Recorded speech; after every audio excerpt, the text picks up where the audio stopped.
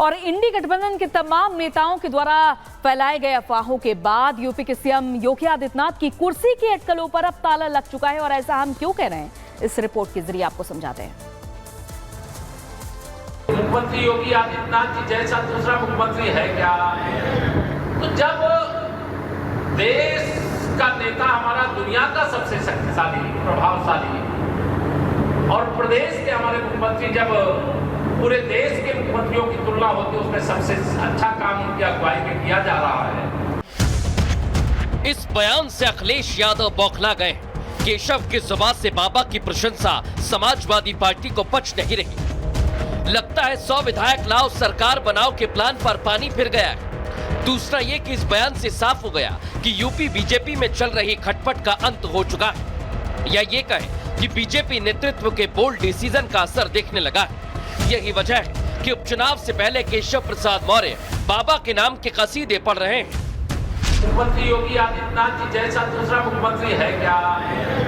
तो जब देश का नेता हमारा दुनिया का सबसे शक्तिशाली, प्रभावशाली, और प्रदेश के हमारे मुख्यमंत्री जब पूरे देश के मुख्यमंत्रियों की तुलना होती है, उसमें सबसे अच्छा काम उनकी अगुवाई में किया जा रहा है।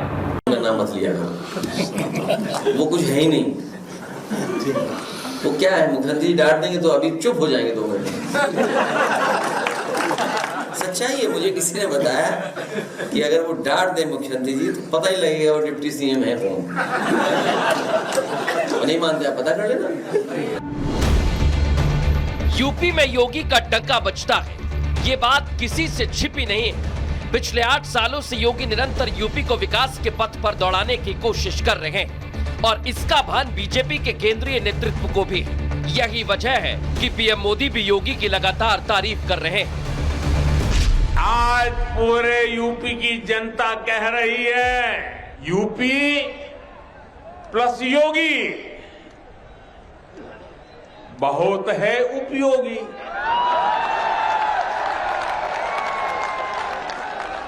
यूपी प्लस योगी बहुत है।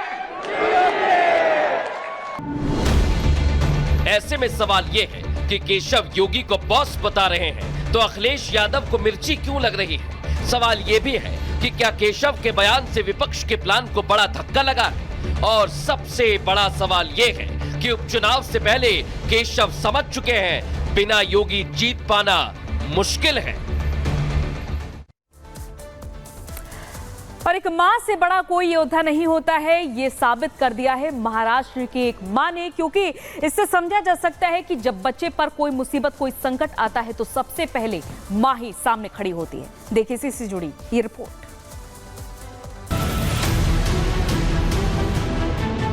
कहते हैं कि एक माँ के लिए अपनी औलाद से बढ़कर कुछ नहीं होता। बच्चों के लिए माँ अपनी जान भी दे देती है।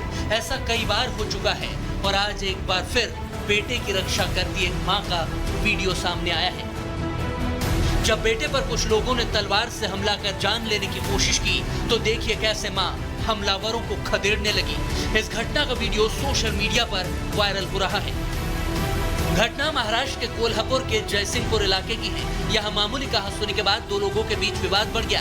किसी तरह मामला शांत हुआ और सब चले गए। हालांकि इसके बाद युवक जब अपनी मां के साथ जयसिंहपुर के नंदिनी नाका रोड पर मौजूद था तभी उस पर बाइक से आए 2 लोगों ने तलवार से हमला कर दिया। इसके बाद तो युवक की मां ने मोर्चा संभाल लिया। तलवार से युवक पर हमला करने के बाद हमलावर भागने की कोशिश कर रहे थे, तभी युवक की मां ने पत्थरों से हमलावरों पर हमला कर दिया। इधर घायल युवक भी जमीन पर पड़े पत्थरों से हमलावरों को भगाने की कोशिश करता रहा। बेटे को बचाने के लिए जिस तरह बुजुर्ग मां ने हमलावरों को भगाने की कोशिश की, उसकी हर जगह जमकर तारीफ हो रही है। ये पूरी घटना वहां लगी सीसीटीवी में कैद हो गई, जिससे मां का अपने बच्चों के लिए प्यार और ममता फिर एक बार दुनिया के सामने सबूत के तौर पर आ गया। पुलिस मामला दर्ज कर कार्रवाई में जुटी है। कहावत है ना कि माँ तो माँ होती है, वो अपने बच्चों की सुरक्षा के लिए अपनी जान की परवाह न करते हुए भी किसी से भी लड़ सकती है। ये एक बार फिर साबित हो गया। Bureau report, Republic Bharat. और बात करते हैं बांग्लादेश की, जहां सियासी उलटफेर के बाद से ही लगातार हिंदुओं पर ये कट्टरपंथी जुल्म ढा रहे हैं, मंदिरों पर हमला कर रहे हैं, तोड़फोड़ कर रहे हैं और अब तो ये भी देखा जा रहा है कि सरकारी नौकरियों पर भी अटैक कर रहे हैं। देखिए इससे जुड़ी रिपोर्ट।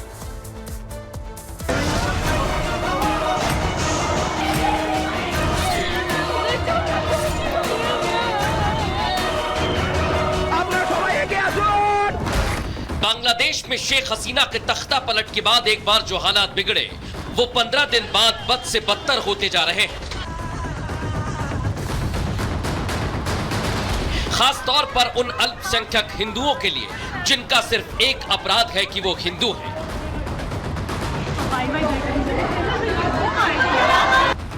बांग्लादेश में शेख हसीना के विरोध के साथ शुरू हुआ प्रदर्शन कब हिंदुओं और उनकी धार्मिक आस्था के विरोध में बदल गया ये पता ही नहीं चला और देखते ही देखते पूरे बांग्लादेश में हिंदुओं को चुन चुन कर निशाना बनाया जाने लगा। हालात ऐसे बिगड़े कि बांग्लादेश की राजधानी ढाका में भी कई मंदिरों और हिंदुओं के घरों पर हमले हुए, आगजनी और तोड़फोड़ हुई। तख्ता पलट के बाद से बांग्लादेश में जिन हिंदुओं को धर्म के नाम पर मारा जा रहा है, कट्टरपंथी अब उन्हीं से उगाही कर रहे हैं। उनसे औरंगजेब की तरह जजिया टैक्स वसूला जा रहा है। बांग्लादेश में बचे हुए हिंदुओं से अब कट्टरपंथी जमात प्रोटेक्शन मनी मांग रही है, फिरौती मांग रही है। हिंदुओं से उनकी जमीन, मकान और दुकानों को न जलाने के लिए पैसा मांगा जा रहा है। इसके लिए कट्टरपंथियों ने बाकायदा रेट तय कर दिए हैं। संदेश दे दिया है कि अगर अपनी जमीन बचानी है तो 5 लाख टका दो, वरना जिंदगी भी जाएगी और जमीन भी। लेकिन अब कट्टरपंथियों की नजर इतने से नहीं भरी तो कट्टरपंथियों की नजर उनकी सरकारी नौकरियों पर आ गई, जिसके तहत वहां के हिंदू समाज के कर्मचारियों से जबरन इस्तीफा लिया जा रहा है। इन घटनाओं ने अल्पसंख्यकों के माथे पर फिक्र की लकीर को और भी ज्यादा गहरा कर दिया है। मामले की गंभीरता इस बात से समझी जा सकती है कि खुद पीएम नरेंद्र मोदी लाल किले की प्राचीर से बांग्लादेश में हिंदुओं के हालात पर चिंता जाहिर कर चुके हैं। बांग्लादेश में जो कुछ भी हुआ है उसको लेकर पड़ोसी देश के नाते चिंता होना, मैं इसको समझ सकता हूं। मैं आशा करता हूं कि वहां पर हालात जल्द ही सामान्य होंगे।